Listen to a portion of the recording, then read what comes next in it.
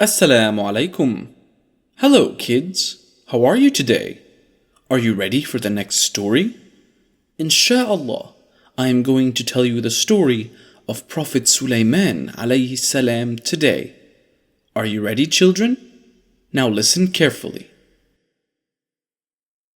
After the death of his father, Prophet Dawood alayhi salam, Sulaiman alayhi salam inherited his prophethood and dominion. He begged Allah for a kingdom such as none after would have, and Allah granted his wish. Besides wisdom, Allah had blessed Sulaiman alayhi salam with many abilities. He could command the winds. He could understand and talk to birds and animals. One day, the Prophet gathered his army, which had different battalions of men, jinns, birds, and animals. He marched them to the country of Ascalon. While passing through a valley, an ant saw the approaching army and cried out to warn those coming behind him, "Run to your homes! Otherwise, unaware Sulaiman and his army might crush you." When the Prophet heard the cry of the ant, he smiled. He was glad that the ant knew him to be a prophet who would not intentionally harm Allah's creation. He thanked Allah for saving the ants' lives. Once the Prophet called for a meeting with all the birds and animals.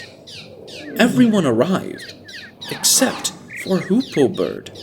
The bird was nowhere to be found. In anger, he declared that unless the bird had good reason for its absence, he would punish it severely. The Hoopoe eventually came to him and explained the reason for its delay. "I have discovered something of which you are not aware," said the bird. "I have come from Sheba with important news." The Prophet's anger subsided, and he became curious.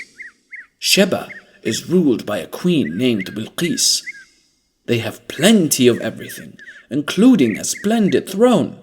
But, in spite of all this wealth, Shaitan has entered her heart and the hearts of her people. She rules their minds completely. I was shocked to learn that they worship the sun instead of Allah the Almighty. To check the information, the Prophet sent a letter to the queen with the bird. He instructed the bird to remain hidden and watch everything. The Hoopoe dropped the letter in front of the queen and flew away to hide. Bilqis excitedly opened the letter and read, "Verily it is from Solomon. In the name of Allah, the most beneficent, the most merciful, be you not exalted against me, but come to me as Muslims." The queen was very disturbed after reading the letter. She hurriedly summoned her advisors. When they read the letter, they felt the Prophet was trying to threaten them. But the queen felt differently. She asked them to send their men with precious gifts for the Prophet. She also wanted the men to find out about his military strength. When the men arrived in the land of the Prophet, they were surprised. They saw the well-equipped army, and the sights they saw around them made them realize that their wealth was nothing compared to the kingdom of Sulaiman alayhi salam. They were surprised at the number and variety of soldiers, which included lions, tigers, and birds. The Prophet knew that the men were here on a probing mission. When the messengers presented their queen's precious gifts, they were shocked by the Prophet's reactions. He did not even ask to open the covers of containers. He told them, "Allah has given me plenty of wealth, a large kingdom, and prophethood. I am therefore beyond bribery. My only objective is to spread the belief in Tawheed, the oneness of Allah."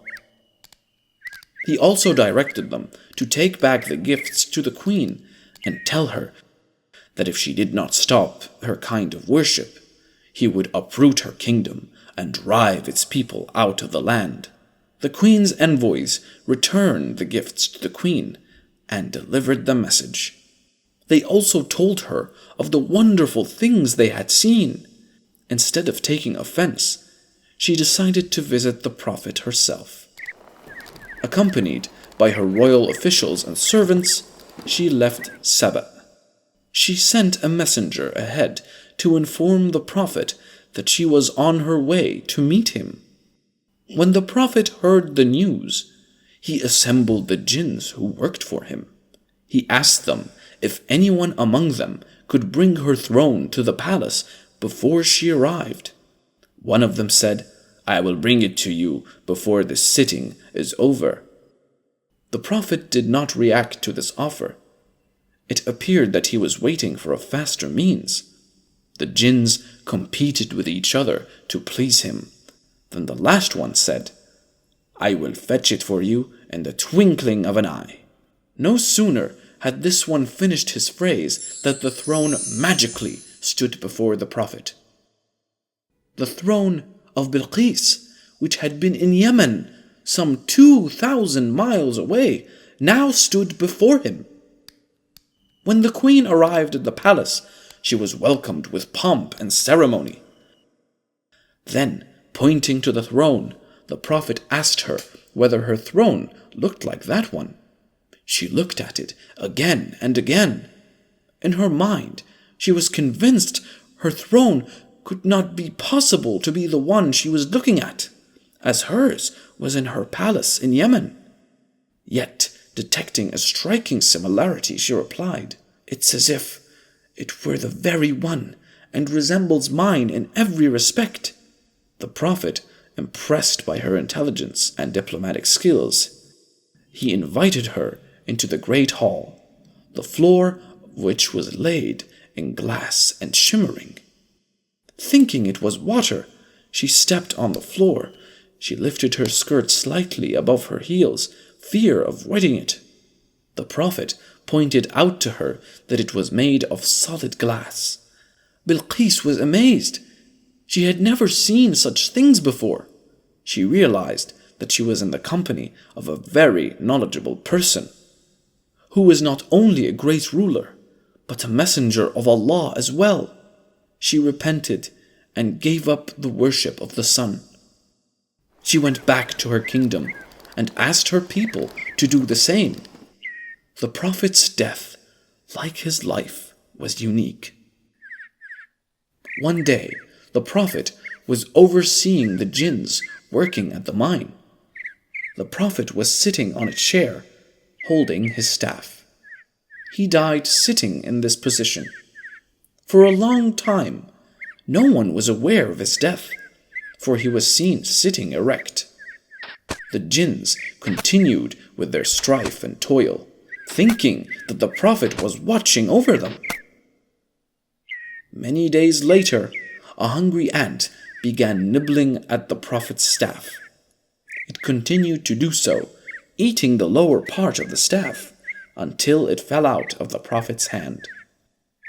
When his great body was no longer supported, it fell down. People hurried to him, and it was then that they realized that he had died a long time ago. Did you like the video, kids? Please click the like button if you did. Don't forget to click that subscribe button and notification icon to keep updated on all our videos. Insha'Allah, I will tell you the story of Prophet Isaiah alayhi salam in the next video. That's all for today.